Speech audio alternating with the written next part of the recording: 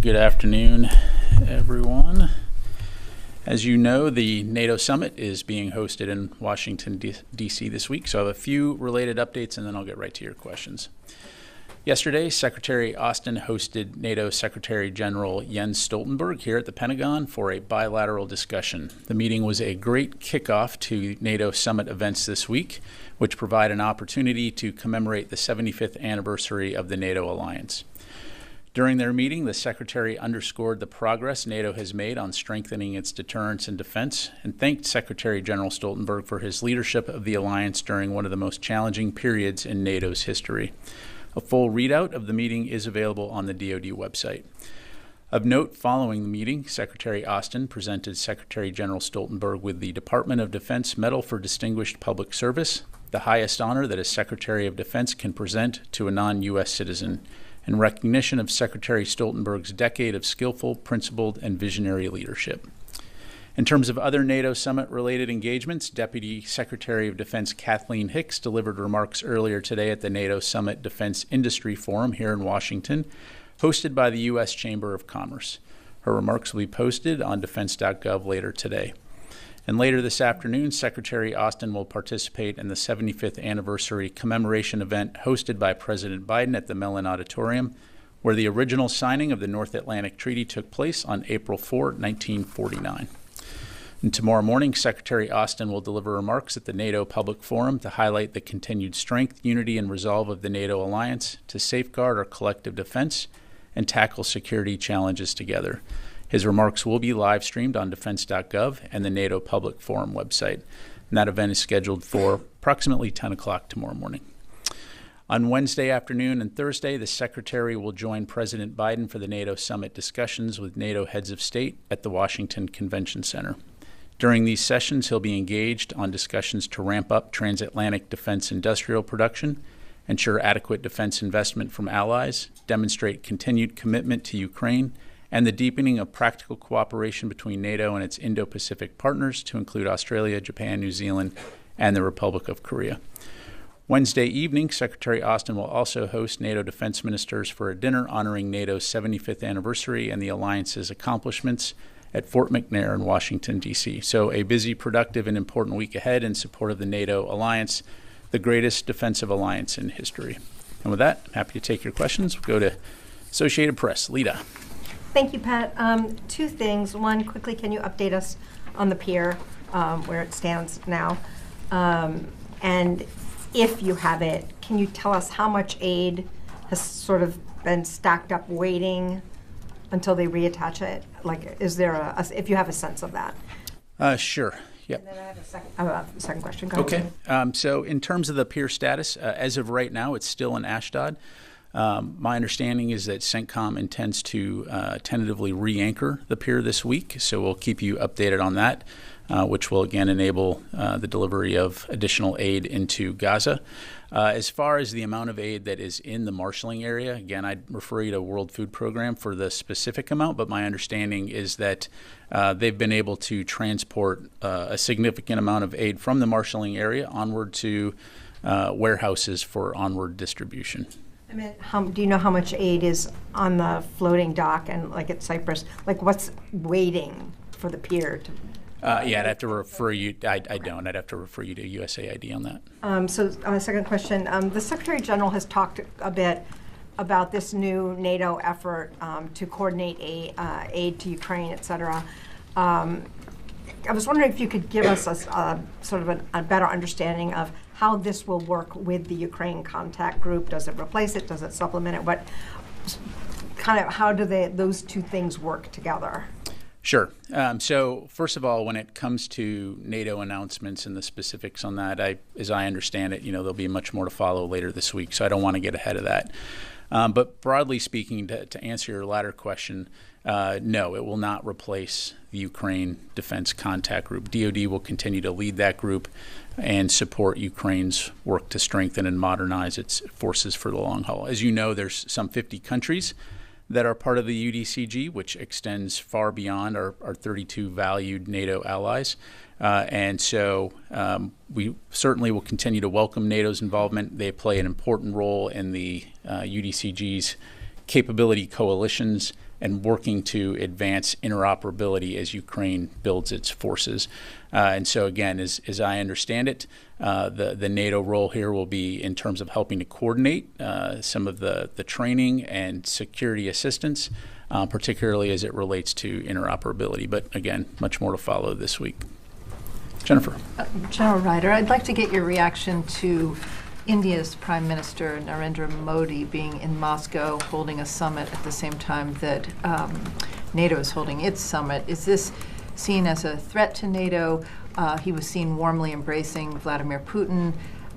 Is there any reconsideration of selling weapons to India if they're going to be so closely allied with Russia?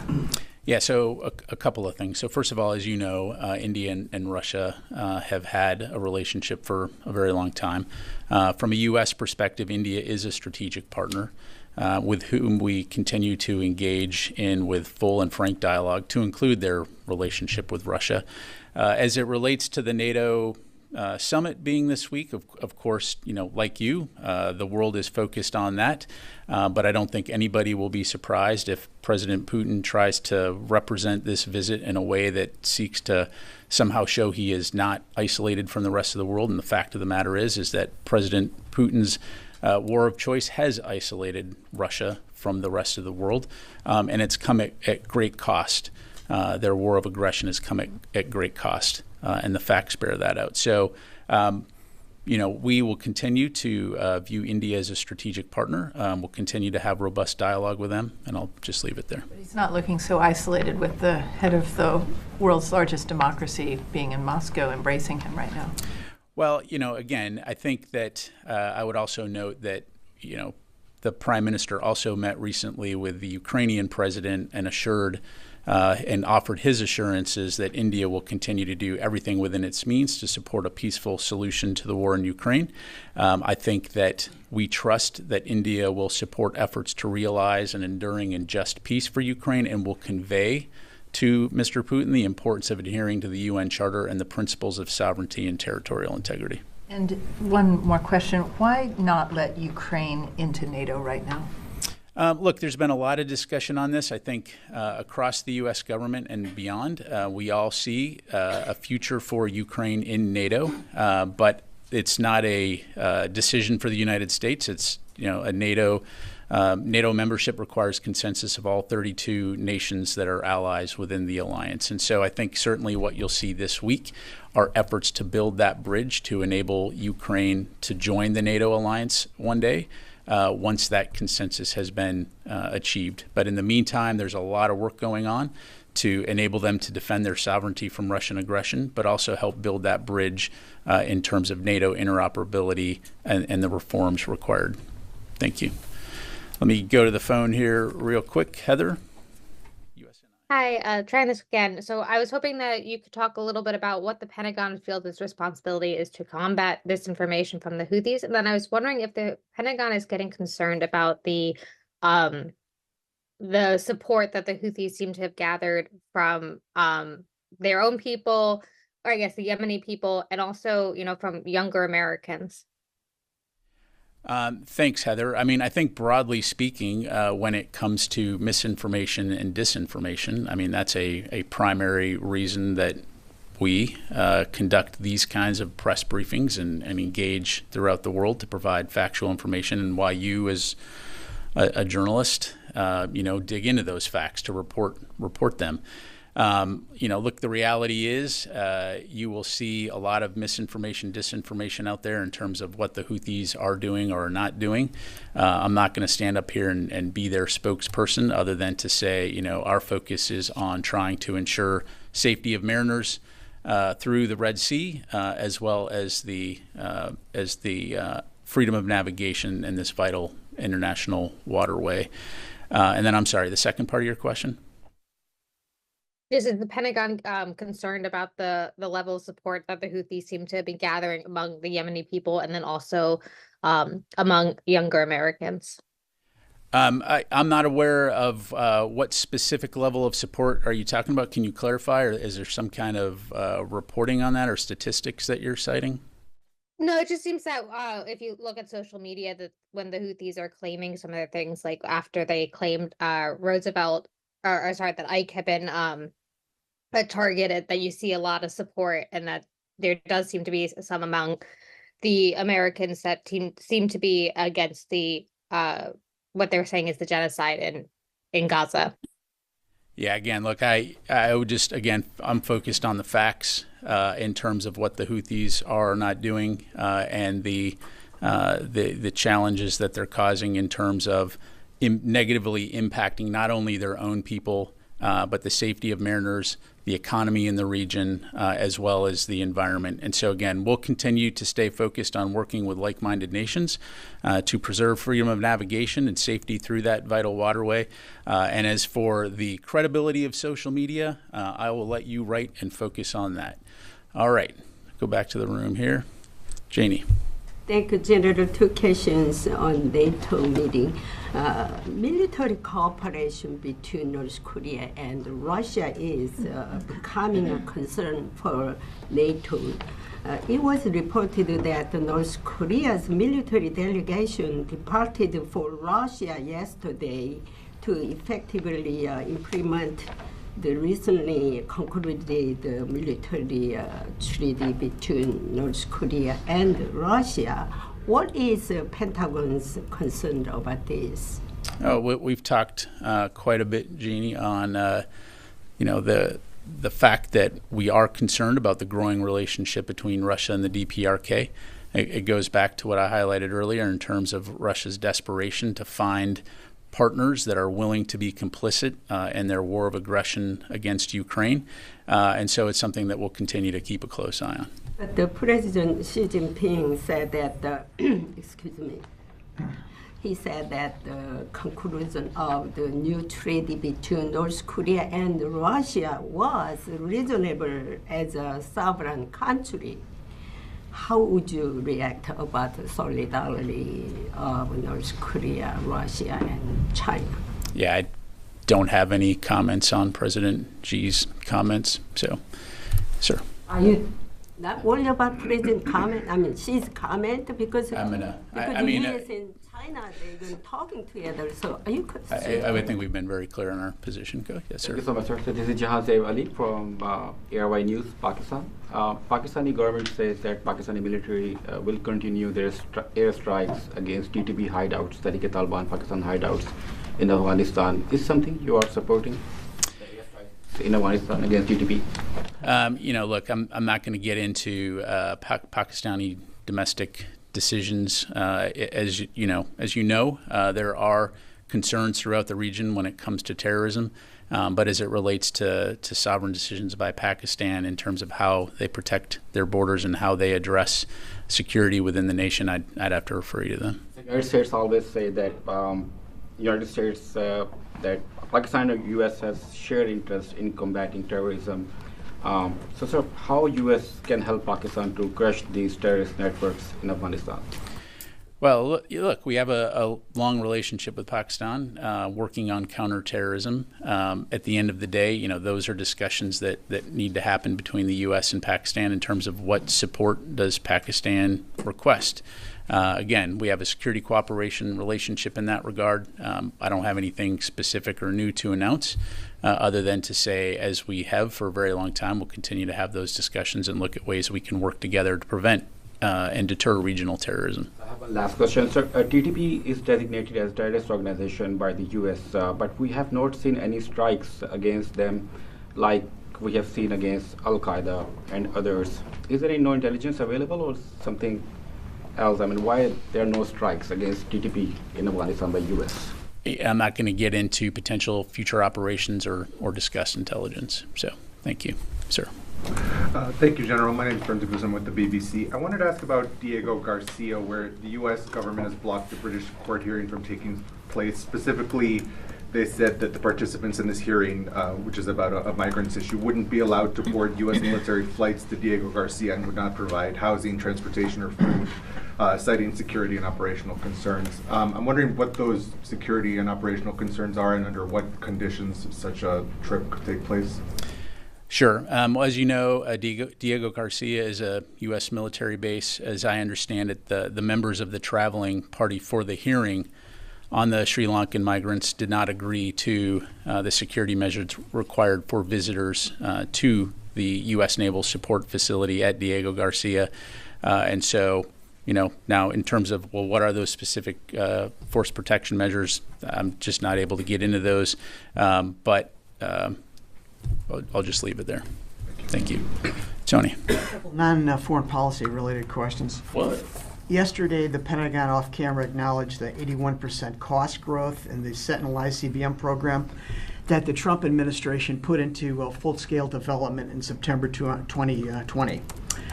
Can you give a feel for why the factors that allowed this, that have now resulted in this major increase 4 years later while the thing is still in development? And what was Secretary Austin's reaction when he was briefed on this boondoggle about last week?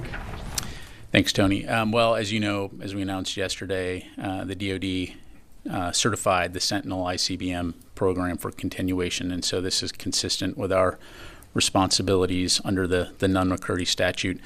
The decision was made following a comprehensive, unbiased review of the program and the factors that led to the cost growth. Secretary Austin was briefed on the review and the process. He agrees with the decision. In addition, related to this, as we also announced yesterday, the Sentinel program will undergo a restructure to address the root causes of the cost growth and ensure effective processes are in place to control costs in the future. Ultimately, we are committed to restructuring the program to provide a robust nuclear deterrent while controlling costs. DoD and Air Force leaders have acknowledged that we can and must do more to improve program management and oversight of this important project. As it moves forward, both the DoD and the Air Force will continue to provide updates and offer more information.